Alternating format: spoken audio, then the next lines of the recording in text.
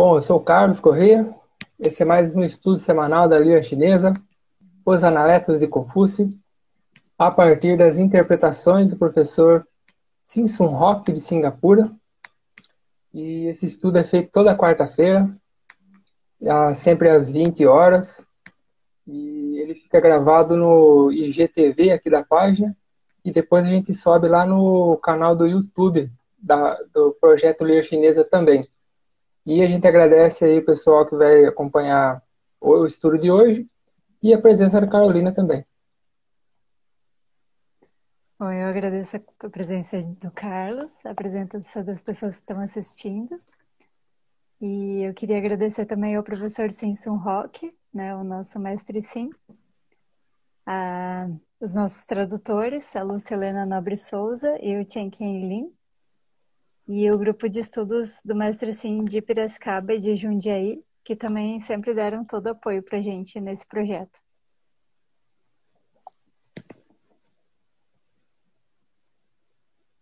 Muito bom. Então vamos lá para a nossa primeira frase de hoje.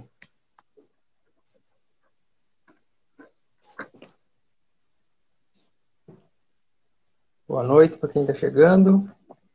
Vamos aí, gente. A gente já vai para a nossa primeira... Deixa eu só... Opa! Imprevisto aqui, gente. Muito bem. Resolvido. Vamos lá.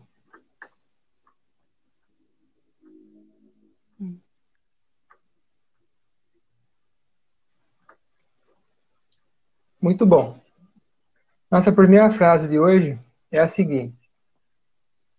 O mestre adora os 4 ensinamentos: refinamento, conduta, lealdade, confiança. Bom, a explicação do mestre Sim para essa frase é que essa frase significa que uma pessoa, nas buscas da sua vida, né, na busca dos seus ideais, deve ter o tal como um ideal. E quando falamos de tal, estamos falando do princípio do universo, da natureza humana, ou seja, estamos falando da ética e da moral. O primeiro ponto que Confúcio quis dizer é que quando o ser humano tem um ideal de buscar isso na vida, então esse alvo deveria ser o tal. O segundo ponto é que quando você tem o tal como objetivo de aprendizado, então você deve se alinhar com a virtude. O tal não é uma teoria, ele é virtude. Por isso, quando você considera o tal como ideal, você deve seguir a virtude no aprendizado. O terceiro ponto é que quando você segue a virtude no aprendizado, você deve começar pela benevolência. Por isso, a terceira Carol, coisa que eu acho que você está comentando a segunda.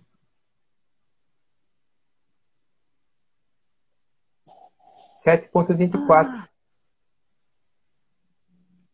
Perdão. Isso, tá.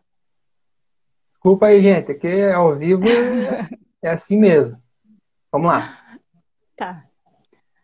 Bom, essa frase significa... Vou ler de novo a frase. Quer ler de novo a frase, Carlos? Sim. A frase diz o seguinte. O mestre adora os 4 ensinamentos: refinamento, conduta, lealdade, confiança. A explicação do mestre Sim para essa frase. Essa frase significa que o professor sempre utiliza 4 tipos de educação. A primeira frase é literatura. Não é refinamento, né? Eles traduziram como refinamento. Mas literatura não é essa literatura que estudamos na escola. É a cultura de homens santos. Precisa lembrar sempre disso. O ensinamento dos chineses, no passado, sempre eram ensinamentos de homens santos. A cultura chinesa também era uma cultura de homens santos. Porque se não é uma cultura de homens santos, então é uma cultura selvagem. Por isso, quando falamos de cultura chinesa, com certeza ela está relacionada com uma cultura de homens santos. Quando falamos de educação chinesa, estamos nos referindo à educação de Confúcio. Confúcio usou 4 tipos de educação. Primeiro, a cultura de homens santos. Segundo, a conduta de virtude. Terceiro, lealdade. E quarto, confiabilidade. Não é confiança, é confiabilidade. Depois ele vai explicar essa questão da confiabilidade, o que ele quer dizer com isso. A cultura de homens santos vem de um princípio do céu e da terra, que é o Tao. Isso é por primeiro. Por segundo, a conduta virtuosa é a conduta da natureza humana. É uma conduta de acordo com o Tao da natureza humana, que são as 5 virtudes, né? Benevolência, respeito, fé ou sinceridade, justiça e sabedoria. Terceiro, lealdade. Não é lealdade em relação a um rei ou a alguma coisa, e sim lealdade em relação à sua própria consciência, à verdade, à natureza humana, ao tal. E quarto, tudo aquilo que você aprendeu, que você realize isso de forma plena. Isso é cumprir a palavra, é confiabilidade. Uma pessoa que não é leal ao seu próprio coração, como vai poder ter o coração verdadeiro e leal em relação ao outro? Uma pessoa que não consegue acreditar nem naquilo que ela própria fala, como é que ela ainda vai poder cumprir a palavra com as outras pessoas? Quando uma pessoa não põe em prática o aprendizado de virtude, como é que isso será um conhecimento de um homem santo? Uma cultura ou uma literatura?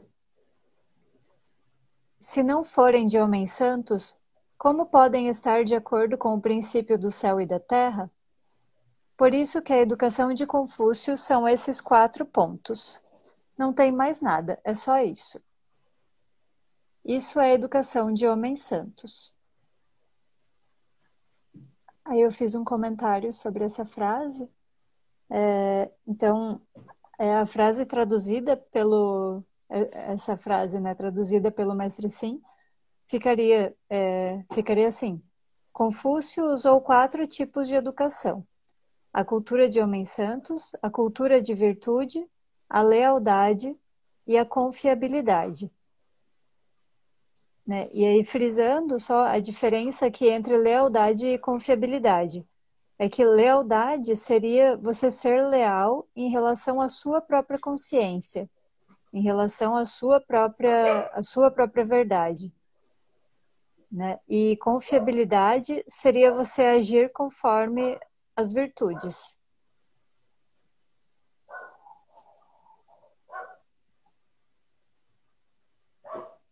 É isso, Carlos. Muito bom. Bom, meu comentário rapidamente para essa frase aí. Queria dar um destaque aqui, que eu gosto sempre de destacar. Então, vou fazer o meu destaque. Destaque é o seguinte. Eu queria só destacar esse daqui, ó. I. Zi, I, Si. Então, o I aqui no meio. Aqui. Esse I aqui, ó. Nessa tradução que a gente está usando aqui, ó, adora. Tem outras traduções aí que aparecem a mesma tradução aí, só muda o adora aí só, para adota. Então, do meu ponto de vista, não melhorou muita coisa, não. Então, do meu ponto de vista, eu aprecio mais essa tradução que o mestre Sim fez e destaco esse I aqui, porque esse I aqui, ó, se vocês derem uma olhadinha nos dicionários, não precisa ir até muito, não precisa ir muito longe, não precisa nem ir nesses dicionário super especializado, etimológico, não sei o que tal. Você dá uma olhadinha lá, o I aqui, ó, ele tem significado, aqui o significado que talvez faça mais sentido para essa frase aqui, seja considera. O mestre considera 4 ensinamentos, 4 educações. Considera, sabe? Considera, dá valor para aquilo ali. Aquilo é importante. Então, não vejo sentido em colocar aqui adora ou adota. Não vejo muita relevância em traduzir desse jeito. É uma observação que eu faço aí. O que vocês acham? Vocês discordam? Concordam? Enfim. Então, meu comentário para essa frase aí, eu fico por aqui. Eu acho que tem bem a ver com a explicação do Mestre Sim, né? Que tem algumas diferenças entre essa tradução do livro, né, e o que ele fala Assim, nesse assim, por sentido. exemplo, refinamento, né? Traduziram por refinamento ali o one. É, que E a ele fala tradu... que é literatura. Isso que eu ia falar. Eu concordo muito com ele nesse sentido aí também. Literatura, one traduzido por literatura. Refinamento, enfim, não acho tão legal aí não. Então, acho que a gente pode passar para segunda. Deixa eu ver qual é a segunda. A segunda é essa da música, Ah, tá. 8.8.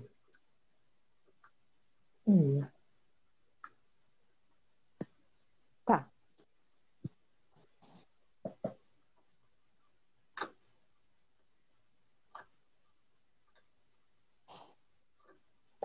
Muito bem.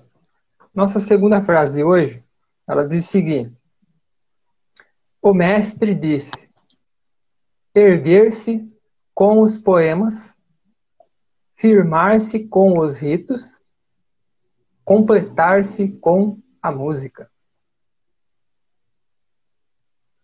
A explicação do Mestre Sim para essa frase é que a verdadeira explicação é assim.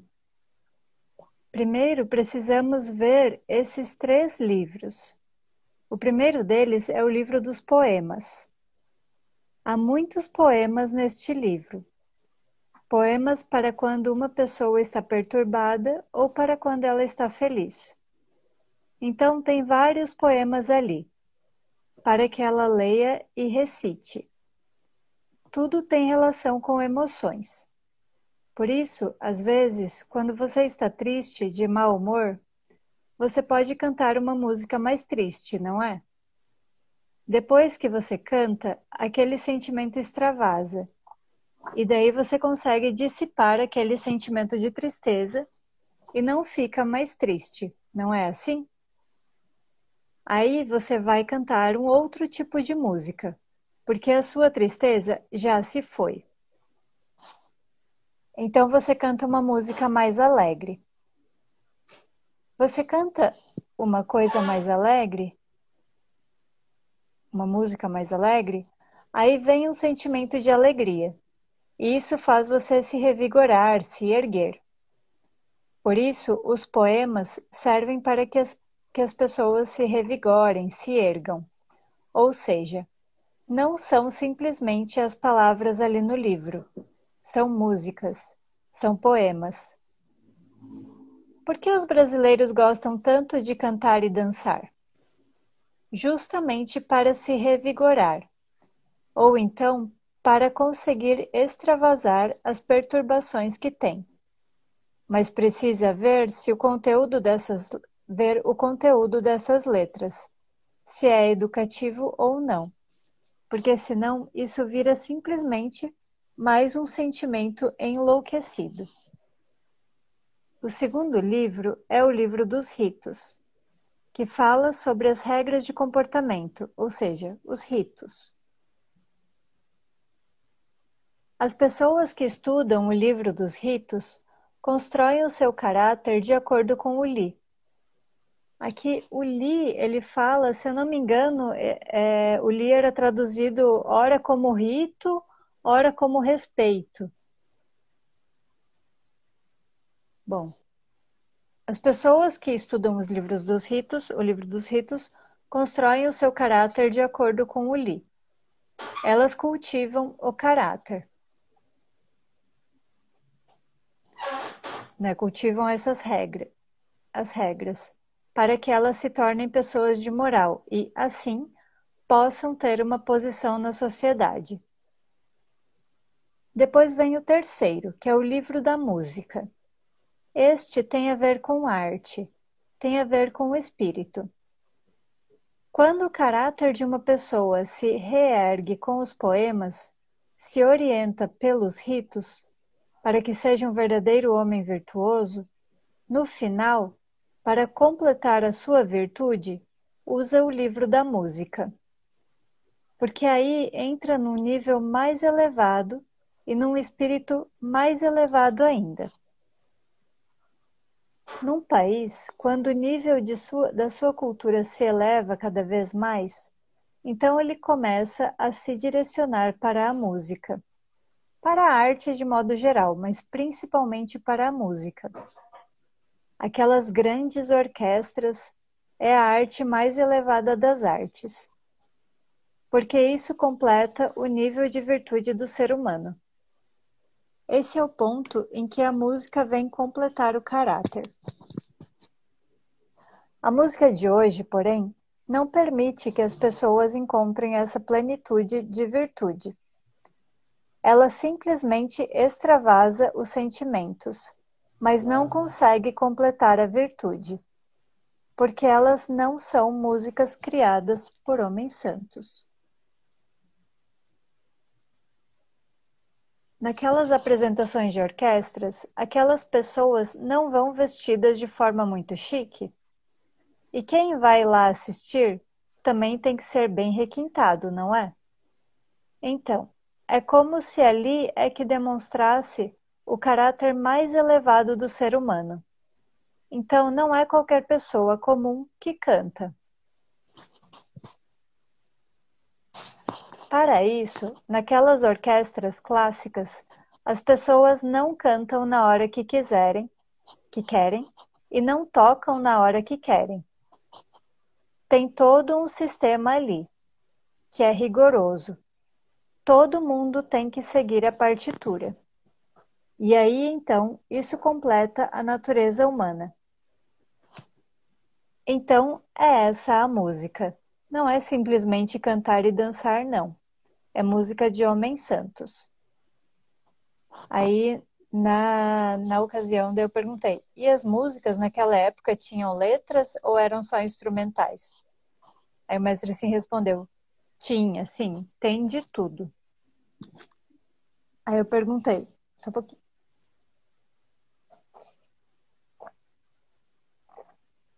Aí eu perguntei para ele, qual seria um exemplo dessas músicas? Aí ele respondeu, o hino nacional brasileiro. Que brasileiro que não gosta de ouvir? Só não vai gostar de ouvir o hino aquele brasileiro que não tem espírito patriota, que ri do seu próprio país, do seu próprio governo. Qualquer pessoa, originalmente, deveria amar o seu hino. Mas quantas pessoas amam agora? Se você não ama o seu hino nacional, ou as suas músicas de orquestra, o mestre Sim não acredita que você seja uma pessoa de caráter. Porque amar o país é amar a sociedade. Mas uma pessoa que ama a música não necessariamente ama o país, não é? Uma pessoa que ama o país, com certeza vai amar essa música mais séria, entende? Por isso que o mestre Sim respeita todos os hinos de todos os países. Nós rimos, mas ele não pode rir. Ele não pode ser assim como a gente. Embora ele não seja brasileiro, ele respeita o nosso hino nacional. porque representa a dignidade da nossa sociedade. Quando uma pessoa perde o país, ela não tem nem hino para cantar. Ela não é de nenhum mundo. Aí que ela vai saber que ela não tem dignidade nenhuma, sabia? É o país que dá dignidade para você. Você vai para os Estados Unidos? A lei americana te respeita? Não. Só a lei brasileira te respeita. Você pode, né, no caso de um brasileiro, talvez respeito, não sei se foi uma palavra bem traduzida, mas um brasileiro tem mais amplos direitos no Brasil, né? Então, você pode não amar o seu país. Quando você viaja por aí, pelo mundo, é que você vai ver. Assim como os taiwaneses, né, de Taiwan. A ONU ainda hoje não reconhece Taiwan como um país. E é o país, é o país mais coitado do mundo, porque não é um país, entenderam? Uma Singapura tão pequenininha também é um país. A Palestina, mesmo em guerra, ainda é um país. Taiwan tem uma economia muito forte, mas não é um país. A sua população é 2.500.000. É muita gente. Então, não ria do seu país nem do seu hino nacional. Respeite, senão você não tem condição de aprender com ele. É uma pessoa mesquinha, um homem mesquinho. Bom, a explicação do mestre Sim vai até aí. Eu fiz um comentário. Com essa explicação do mestre Sim, eu refleti sobre a importância que nós, de nós nos importarmos de verdade com o nosso povo, com a forma como lidamos com a nossa cultura. Não pela cultura brasileira ser melhor ou pior do que a de outros povos, mas porque essa é a cultura do lugar onde nós vivemos, do povo ao qual nós pertencemos. E é importante que ela se eleve cada vez mais. Aliás, este é um dos principais objetivos de nós estarmos trazendo esse conteúdo de virtude, né, dos analetos para a cultura brasileira, para que nós também possamos ter acesso a esses tipos de conhecimento, que é capaz de elevar o nível de civilidade da cultura de uma sociedade. A nossa sociedade, ela tem coisas vergonhosas, mas tem também muita coisa boa também. Ela tem muita coisa boa. É só procurar que acha. E se não conseguir achar, então talvez seja a nossa vez de fazer, de dar o exemplo e de mostrar para os outros que sim, a gente também pode. Se a cultura é algo criado pelo ser humano, nós também somos seres humanos, nós podemos mudá-la. A começar pela nossa própria casa, depois pelo nosso bairro, pela nossa cidade, pelo nosso estado e assim por diante. O próprio Confúcio tem uma frase que fala sobre isso, né? Comece pela sua própria família, e daí depois vai se expandindo. O meu comentário vai até aí. Muito bom. Eu só vou comentar rapidamente essa daqui, eu quero voltar nela depois, comentar junto com a outra. Mas eu já faço aqui um pré-comentário aqui.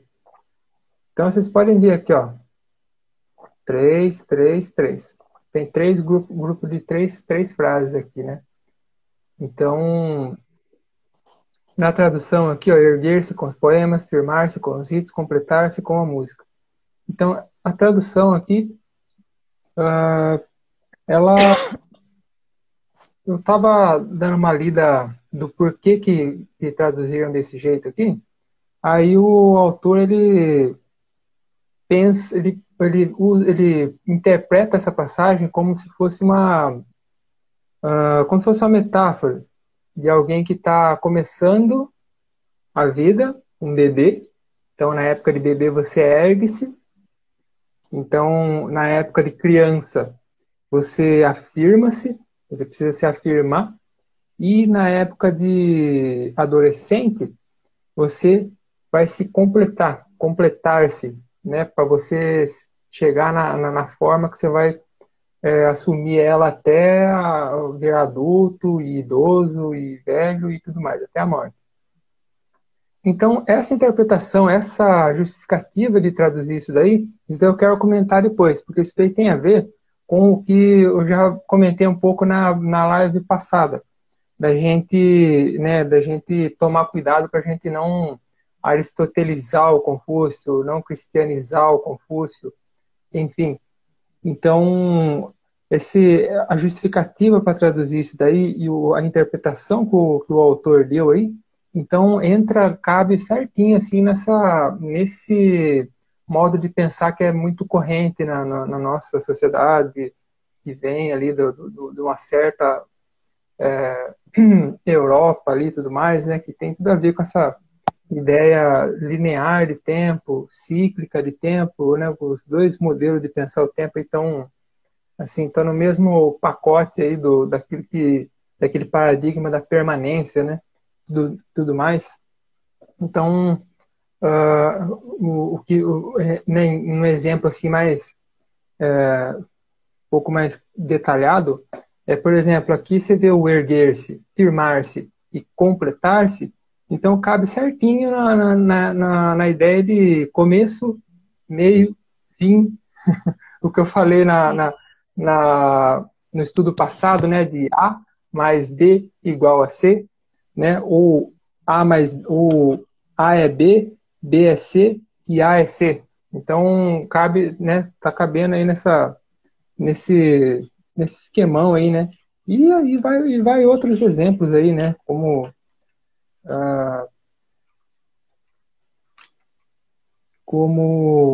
olha que eu me perdi nas minhas anotações aqui. Bom, vamos passar para a próxima frase, aí eu explico melhorzinho, eu me explico melhor. Mas então, vocês, né, eu queria só fazer essa reflexão, porque acho importante a gente não derrapar quando a gente vai lidar com essas frases aí, né? Então, por isso que eu acho interessante a gente prestar atenção no comentário do Mestre Sim. Então, vamos para a próxima, então. Tá. Muito bem. Opa, deixa eu quadrar aqui. O Marcelo fez um comentário. Interessantes os verbos erguer-se, firmar-se, completar-se. É bem o que você falou, né? Eles têm uma sequência lógica. Primeiro erguer-se, depois firmar-se e, por fim, completar-se. Exatamente. Dentro dessa lógica formal, corrente aqui no que a gente chama de Ocidente, aqui, né? Aristóteles na veia aí. Então combina bem também com Pai, Filho, Espírito Santo, sabe? Combina com tese, antítese e síntese, sabe? Combina com todas Sim. essas coisas aí. Vocês podem discordar, tá, gente? Eu vou adorar vocês mandar mensagem aí discordando, alguma coisa, porque eu acho legal a gente se matar no debate, aí, vamos dizer assim, né? Então, bom, vamos ler a próxima frase aí que a gente já continua enfim, essa conversa. Então, essa próxima frase, ela diz o seguinte: Confúcio disse: aspire o caminho, alinhe-se com a virtude, atue com benevolência e mergulhe nas artes. Bom, a explicação do Mestre Sim para essa frase é que essa frase significa que uma pessoa, nas buscas da sua vida, na busca dos seus ideais, deve ter o tal como um ideal. Quando falamos de tal, estamos falando do princípio do universo, da natureza humana, ou seja, estamos falando da ética e da moral. O primeiro ponto que Confúcio quis dizer é que quando o ser humano tem um ideal de buscar isso na vida, então esse alvo deveria ser o tal.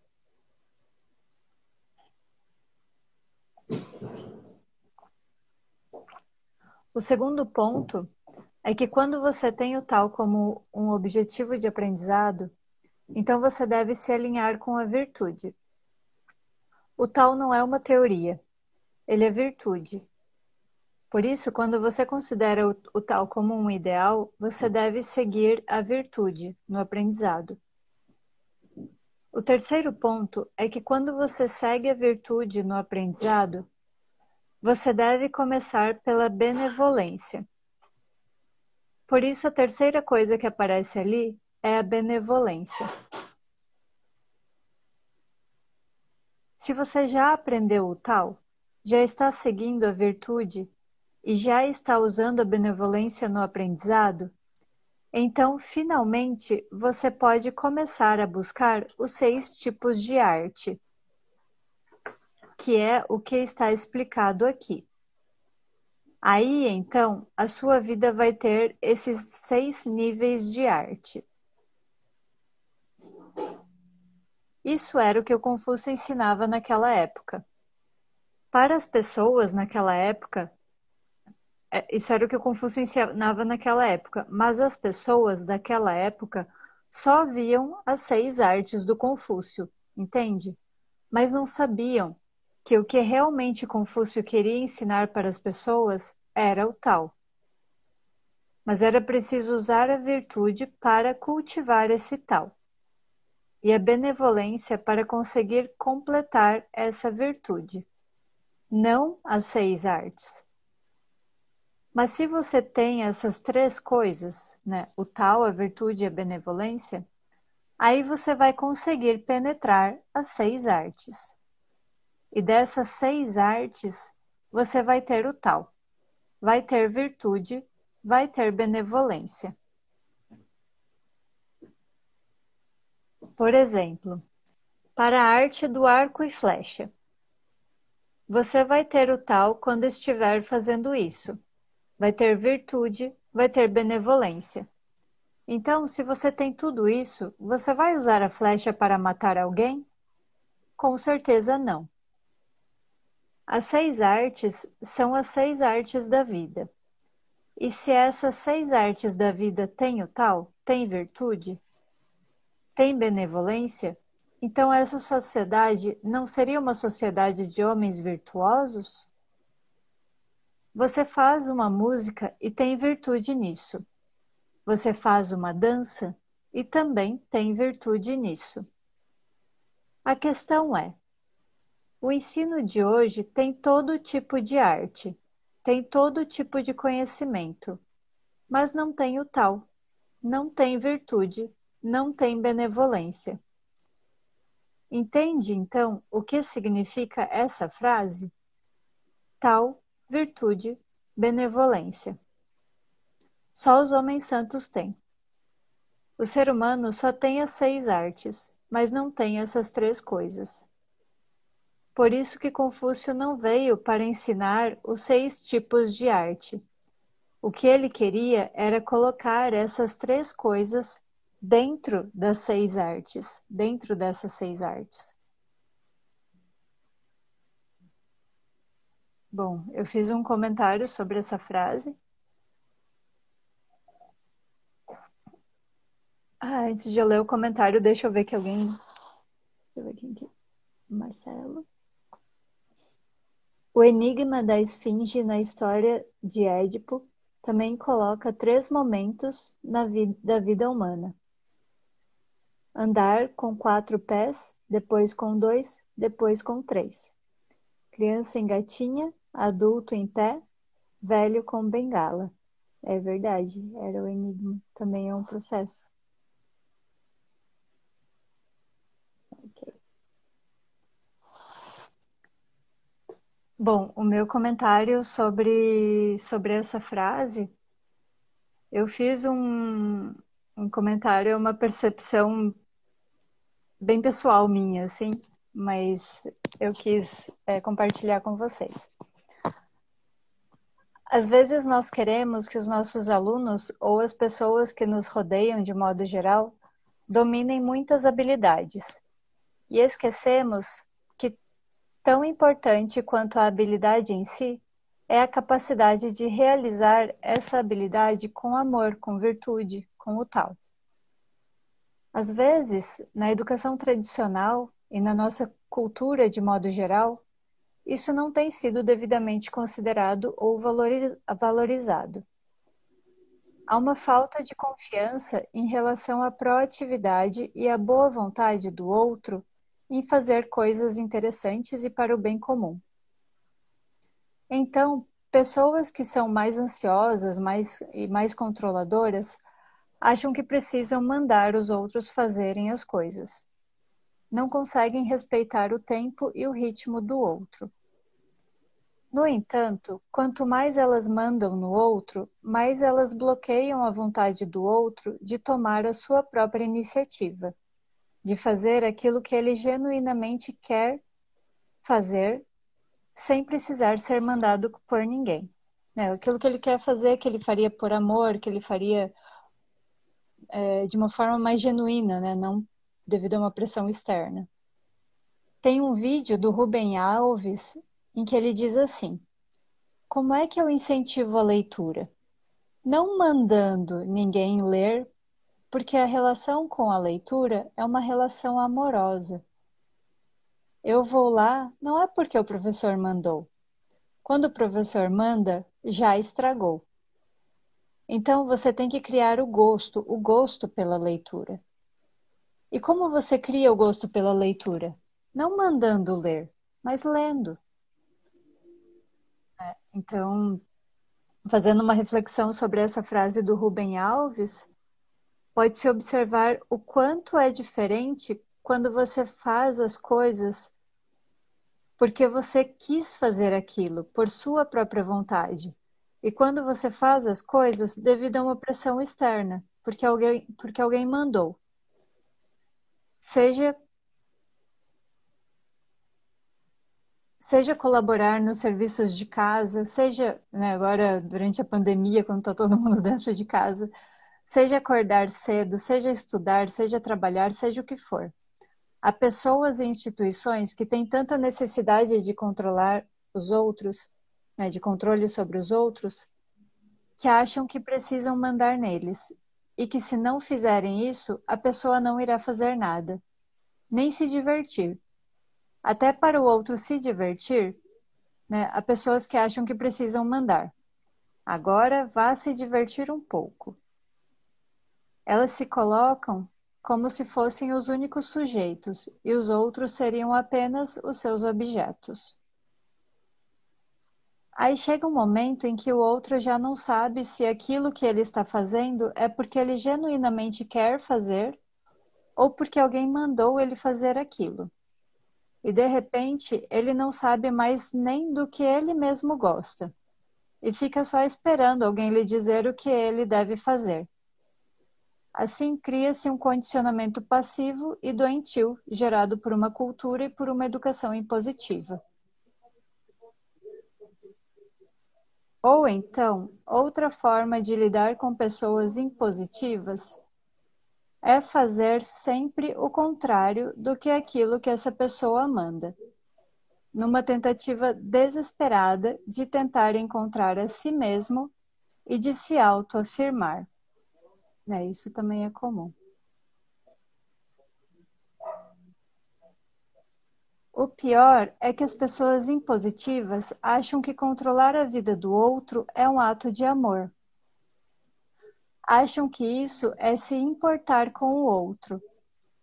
E até pode existir amor nessa atitude, mas não é um amor saudável, é um amor doentio, que não sabe confiar no outro, que não sabe observar as necessidades do outro, que não sabe respeitar nem o ritmo e nem a vontade genuína do outro.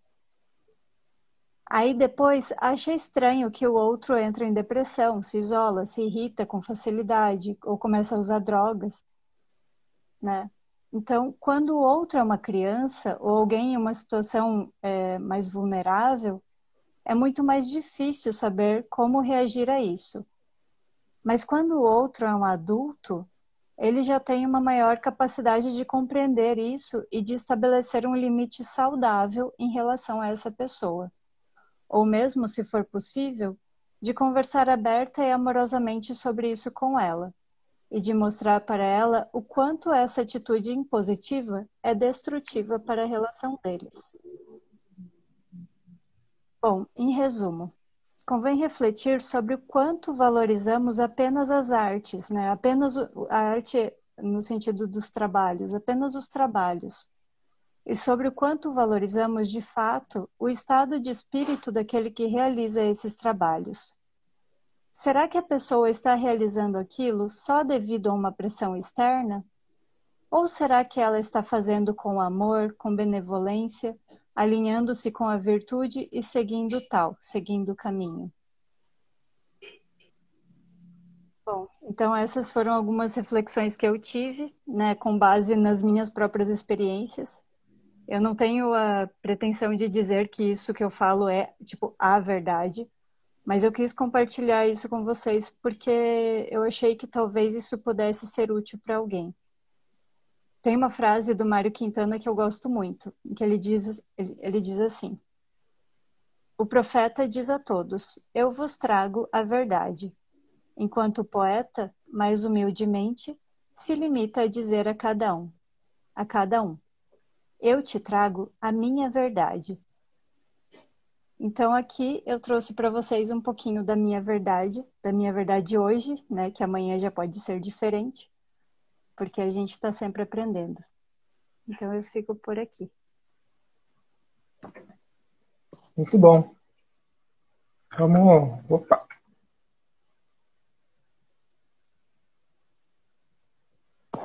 Essa foi a nossa última frase de hoje.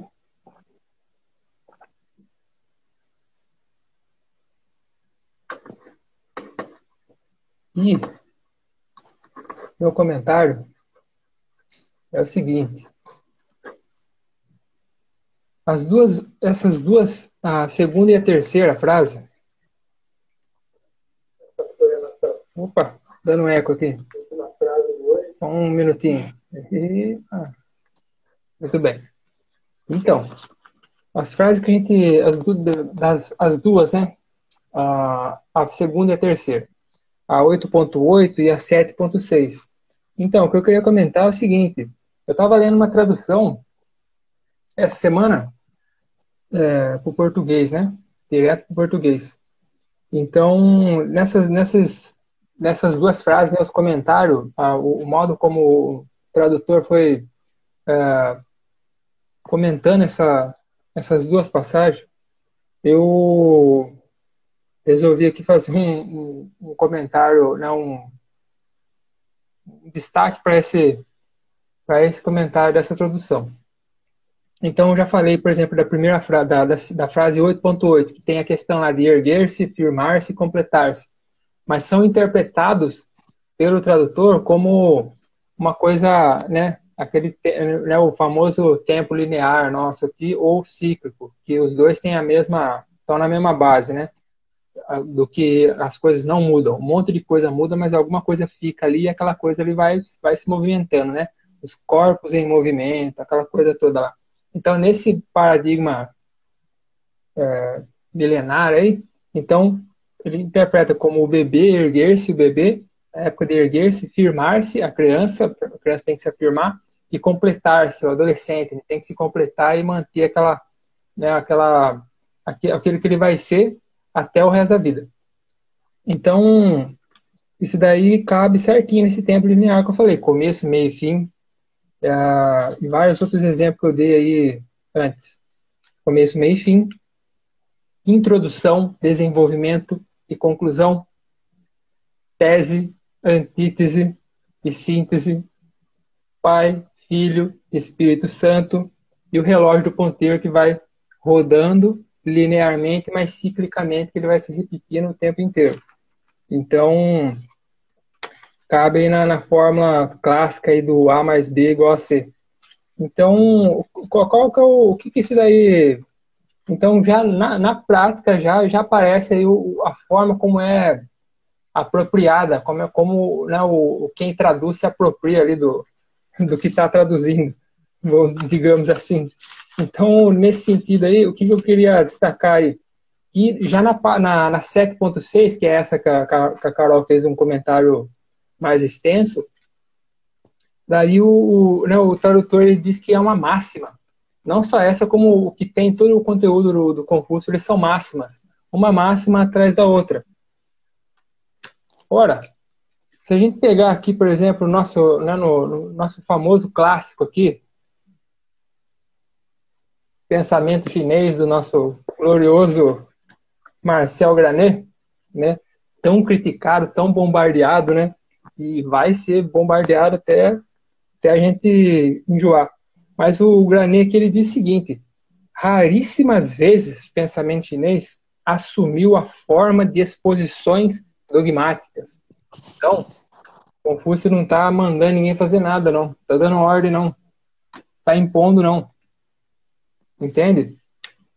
Se a gente for Opa, só um minutinho.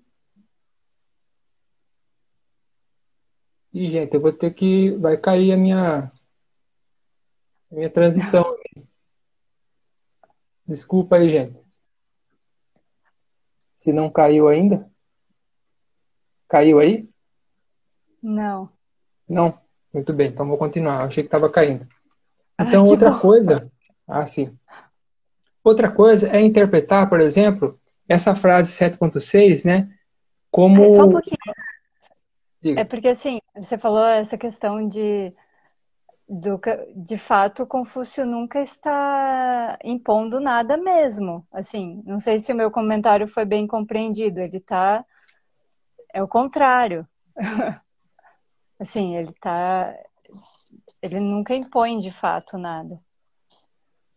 E, de fato, para que uma pessoa aspire o caminho, por exemplo, alinhe-se com a virtude e atue com benevolência, para então mergulhar nas artes, então ela nem pode estar sob alguma imposição, porque tudo isso, né, aspirar o caminho, atuar com virtude, agir fazer as coisas com amor, né, exige que você tenha uma atitude genuína, assim, né, não uma pressão externa. Então é isso mesmo. Só para deixar claro. Sim, entendido. Então, Perdão, outra coisa desculpa interromper. Tá. Outra coisa que eu queria comentar rapidamente é que a gente está com 49 minutos. Então, essa 7.6, que é essa última frase que a gente falou hoje, então ela vai lá, aspirar o caminho, manter-se na virtude, adequar-se à humanidade e passear pelas artes. O tradutor ele interpreta como que essa frase ela deve ser entendida de ordem decrescente. Então, primeiro vem as artes, para depois chegar no mais profundo, que seria aí o aspirar o caminho, seria o mais profundo. Nessa interpretação, já dá para a gente rebater ela assim, bem forte mesmo, só naquele comentário do Mestre Sim que a gente expôs aí, estudos passados aí. Aquela pessoa que tem uma compreensão muito grande das coisas, ela vai achar que o tal é coisa rasa, coisa muito simples. E aquela pessoa Shaoran, que é a pessoa iludida e tudo mais, coração iludido, ela vai achar que o tal é uma coisa assim, muito profunda demais. Então, nenhum nem outro. Então, só isso daí a gente já dá para discordar bem já. Então, se a gente não vai por essa ordem decrescente, então a gente não vai, por exemplo, chegar na conclusão de falar, por exemplo, outra coisa que o tradutor também fala é que o estudo confuciano é um estudo, como é que ele fala? É um estudo para dentro e não para fora. Ora, se você diz que é um estudo para dentro, então quer dizer que é um estudo que vai inflando o seu eu, ele vai enchendo o seu eu. Então, o que a gente tem argumentado aqui até agora, pelas leituras e tudo mais, não é educação de fora para dentro, não é educação para dentro. A questão não é para dentro nem para fora. A questão não é essa. A base é a relação, entende?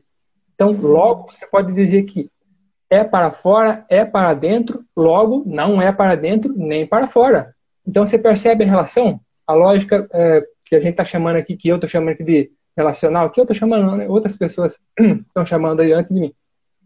Percebe a relação do negócio? Então, não é essa questão de para dentro, entende? O ai e nei não é questão de fora ou dentro, entende? Não é Opa, só um minutinho. Não é bem por aí, não. Porque se for por aí, então a gente vai dizer que a educação confuciana, então, é uma educação que infla os egos. A pessoa vai virar cada vez mais egoísta e a consequência disso aí é o que a gente está vendo por aí, né? O individualismo, blá, blá, blá. Então, eu, pelo menos, não concordo com com a tradução que eu li nessa semana. Então, nesse sentido, aí eu tenho aqui vamos dizer assim, já que você criticou, então que tipo de solução que você dá, então? Aí o que eu digo? Que ali no I, que foi traduzido por artes, né, as 6 artes, Liu I, geralmente traduzido pelas artes, e eu não entendo por que traduz por artes, né? A minha questão é a mesma questão com o título do Sun Tzu Pinfa, que é a arte da guerra de Sun Tzu. Então o Fá foi traduzido por a arte. Por que traduziu por arte, sabe? Tipo, aí a gente vê aqui no nosso clássico, queridíssimo aqui, Marcel Granet, aí do mesmo jeito que a gente se embasou nele assim, positivamente, a gente pode se embasar nele negativamente também. Então, o próprio Granet aqui, ele também segue essa linha aí, ó, faz tempo já, ó. A arte de obter sucesso, aí tem a arte de convencer, a arte de dominar, a arte de legislar, a arte da longevidade e a arte de não sei do que, e é só a arte, sabe? Então, agora, quando o assunto é fazer ciência, fazer filosofia, opa, aí a gente tem que questionar. A gente precisa questionar, a gente precisa entrar aí isso daí não é assim tão simples, não. Mas a arte, beleza, não tem problema. Como se fosse alguma coisa menor, essa é uma questão que eu faço.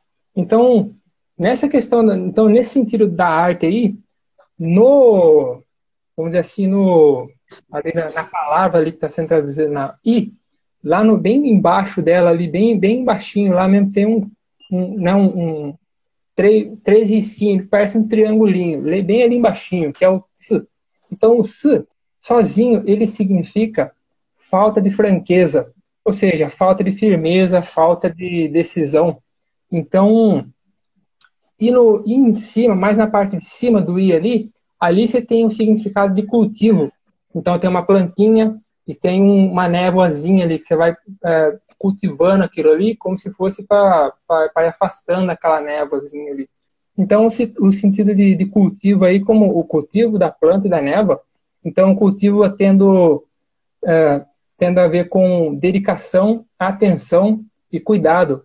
Então, o mergulhar na artes aí, então, seria mergulhar, então, no cultivo da falta de franqueza.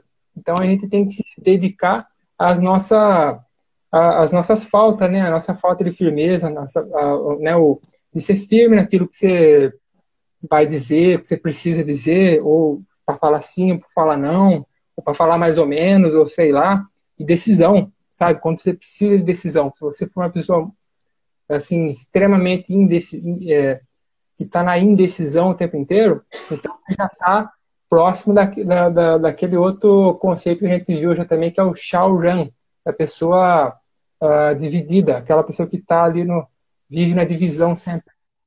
Sabe se vai para cá, não sabe se vai para lá, ela vive sempre baseada no é ou não é, e ponto final, sabe? Então, é nesse sentido então, por isso, eu digo que por isso que eu não concordo de achar que a frase foi elaborada de uma maneira, aí você pega e assim, lê ela do seu jeito, assim, sem muita...